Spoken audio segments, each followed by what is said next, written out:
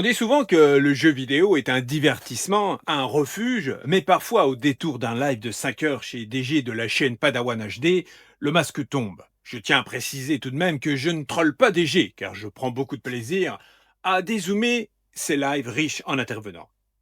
Dans ce live, ce n'est plus de pixels dont il est question, ni de frames par seconde. Ce qui s'étale sous nos yeux, c'est une autopsie. Une autopsie d'une passion qui a muté en guerre de tranchées.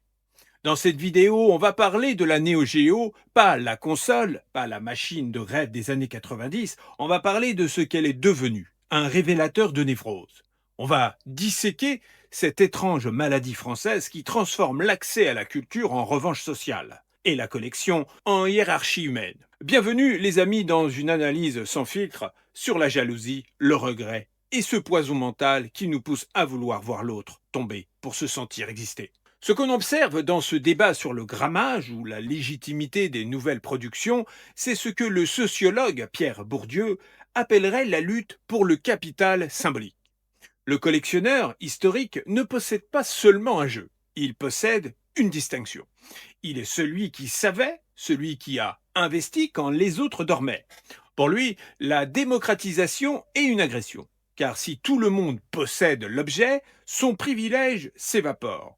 Il ne reste plus que le jeu et le drame. C'est que pour beaucoup, le jeu ne suffit plus. À l'inverse, le camp de la revanche ne cherche pas la justice, il cherche la dépréciation.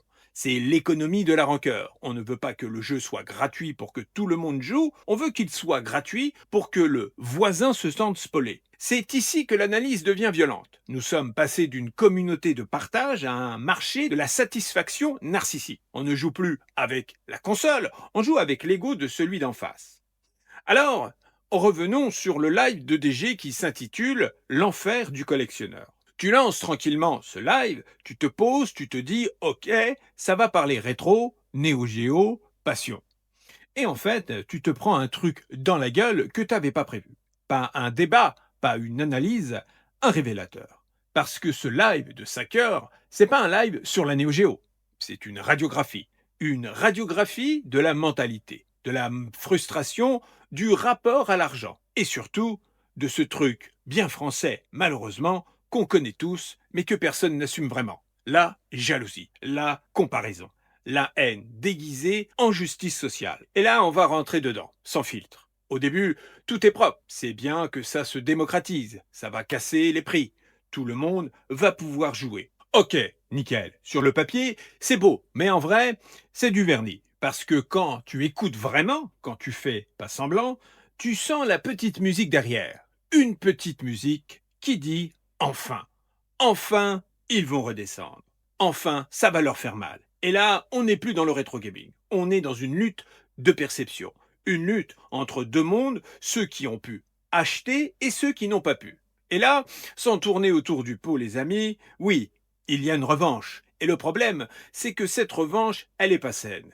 Parce que c'est pas je veux accéder au plaisir, c'est je veux que toi, tu perdes ton avantage. Et ça, c'est un poison mental. C'est typiquement français. En France, on a un logiciel qui est simple. Si je peux pas monter, faut que toi, tu descendes. On regarde pas comment réussir, on regarde qui on peut faire tomber. Et ce live, il en est rempli. De petites phrases, des sous-entendus, des pics, des sourires, des ricanements un peu nerveux.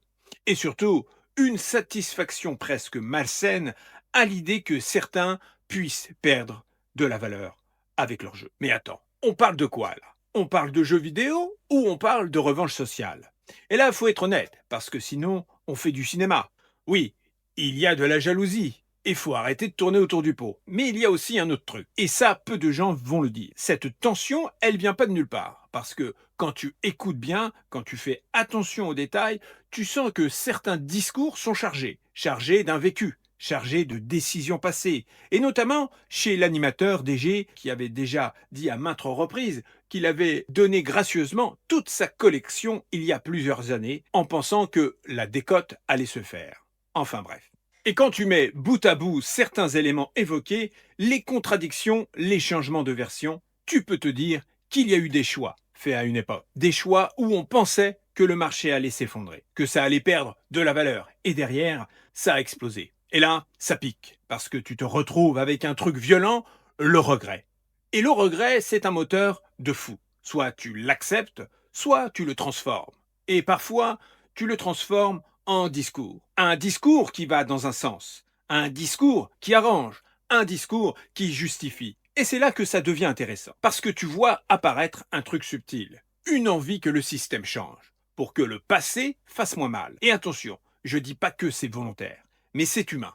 Par contre, là où ça devient problématique, c'est quand ça influence le discours global. Quand tu commences à entendre des approximations, des affirmations fragiles, des récits qui se contredisent, juste pour nourrir une direction. Et là, on quitte l'analyse, on rentre dans la narration. Et ça, sur YouTube, c'est dangereux, parce que derrière, t'as des gens qui suivent, des gens qui reprennent, des gens qui amplifient.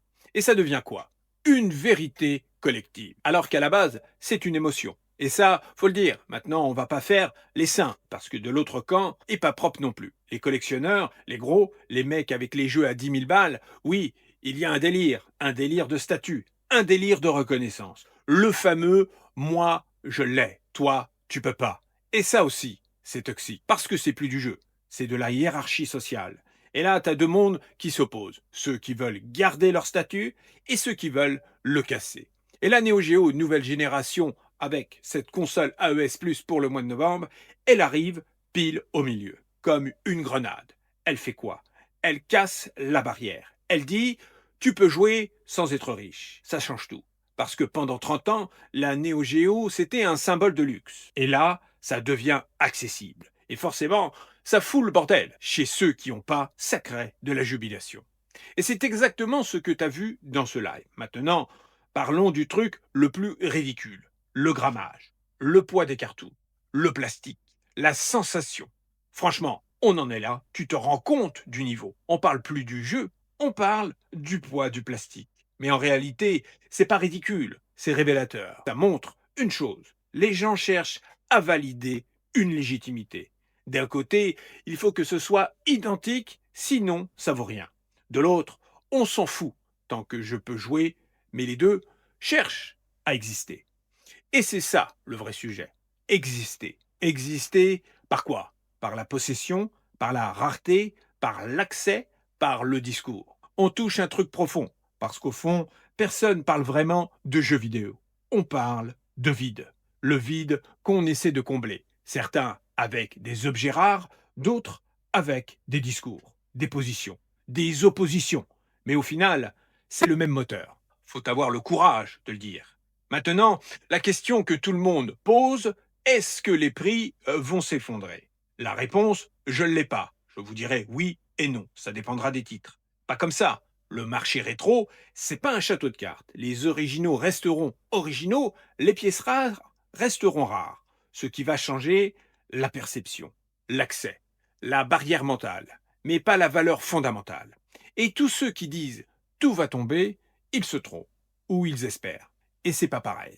Au final, ce live, c'est pas une analyse, c'est un miroir de nous, de nos frustrations, de nos envies, de nos comparaisons. Et la vraie question, elle n'est pas économique, elle est personnelle. Pourquoi tu as besoin que l'autre perde pour te sentir mieux? Pourquoi tu as besoin d'avoir un objet rare pour exister? Pourquoi tu compares en permanence? Parce qu'au fond, la Neo Geo, c'est un prétexte. Le vrai sujet, c'est toi. Et ça, c'est beaucoup plus dur à accepter. Et pourtant, c'est là que tout se joue. Parce qu'une console, ça se revend, ça se remplace. Mais ton rapport à la valeur, lui, il te suit toute ta vie. Et ça, aucune cartouche, aucun prix, aucun marché ne pourra le corriger à ta place. Au final, les amis, que restera-t-il quand la bulle aura éclaté ou quand chaque foyer aura sa Neo Geo parfaite pour une centaine d'euros? Les prix s'ajusteront peut-être, les discours changeront sûrement, mais le vrai problème restera inchangé. Parce que cette tension, cette haine déguisée en justice sociale, ce besoin viscéral de voir la valeur de l'autre s'effondrer pour apaiser ses propres regrets de jeunesse, tout cela ne se soigne pas avec une cartouche de jeu. La Neo Geo n'est qu'un miroir, un miroir qui nous renvoie une image peu reluisante de notre rapport à l'argent et au succès d'autrui. Alors, posez-vous la question, les frelons. La question quand vous réclamez la fin d'un système, est-ce que par amour du jeu ou par besoin de voir tomber une tête? La réponse est dans votre regard, pas dans le poids de votre plastique. Le jeu vidéo est né pour nous libérer du réel. Ne le laissons pas devenir la prison de nos frustrations.